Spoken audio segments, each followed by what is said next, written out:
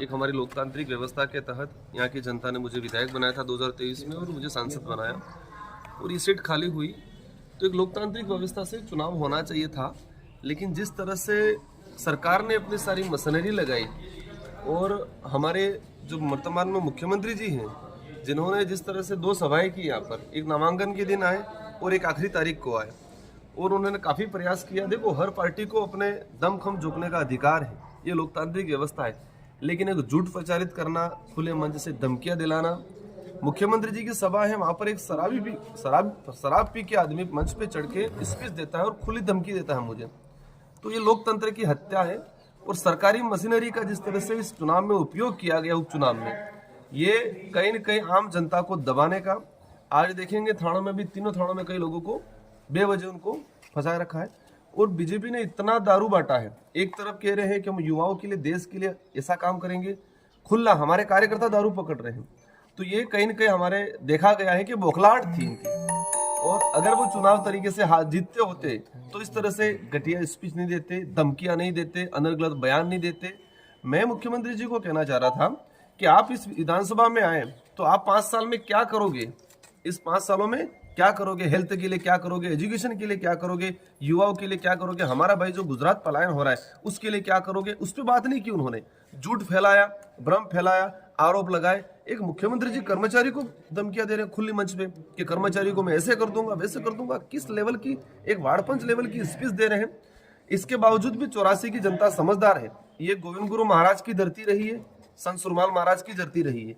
इस इलाके के अंदर ही महाराणा प्रताप के साथ कंधे से कंधा मिला के रहने वाला आदिवासी समुदाय है।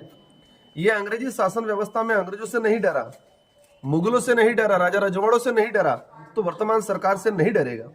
1500 लोगों ने शहीद हुए थे मानगढ़ पे, वो इसलिए हुए थे अपने स्वाभिमान के लिए, अपने हक के लिए।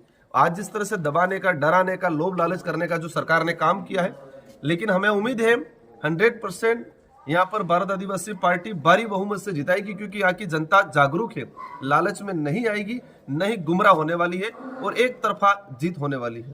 इलेक्शन कमीशन से मदद नहीं मिली या प्रशासन? हम लोगों ने सिविल ऐप पे भी डलवाया, प्रशासन को, पुलिस कल गंदवा में हुआ है, हमारे कार्यकर्ताओं ने रोक के उसको, प्रशासन को फोन कर रहे, प्रशासन आने के लिए तैयार नहीं है। हमारे कार्यकर्ता जा रहे हैं, जो फील्ड में घूम रही है पुलिस की गाड़ियां, उनको पकड़ के फिर लाके जबरदस्ती पकड़वा रहे हैं कि ये दारू है, ये पकड़ो इसको। कई जगह ऐसा हुआ आज रात के अंदर कि दबा के उन्होंने दारू बांटा है। प्रशासन पूरा मुखदर्शक बन के रहा था। ये कह सकते हैं प्रशासन सिर्फ बीजेपी का पट्टा नहीं पहना, इतना नहीं किया, बाकी प्रशासन ने सारा का सारा इंटरनली भाजपा के लिए काम किया है।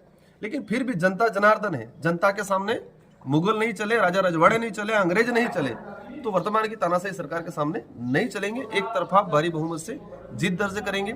आप इस सभी चैनलों को आप पता करना, थानों में कई लोगों को बंद कर रखा है बिना वजह के।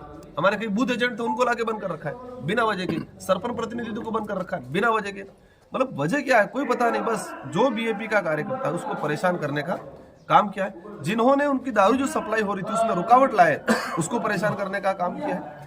आज आप देख सकते हो कितनी दारू बटी है। मैं आज पॉइंट बता दूं, आज आप साथ में चलो, 10 से 15 पॉइंट ऐसे जहां पर दारू पड़ी है बीजेपी की। प्रशासन को अवगत करा रहे, हम फोटो भेज रहे हैं, लेकिन कार्रवाई नहीं कर रहा है। ये लोकतंत्र की हत्या। हमें फर्क नहीं पड़ना, हमारी 84 की जनता समझदार है, शानदार बहुमत से जिता देगी, लेकिन ये हमारे देश के आने वाले भविष्य के लिए घातक है। इस देश में तानाशाही रवैया जो चला रहे हैं वो आने वाले भविष्य के लिए घातक होगा, हमारे लोकतंत्र के लिए घातक होगा।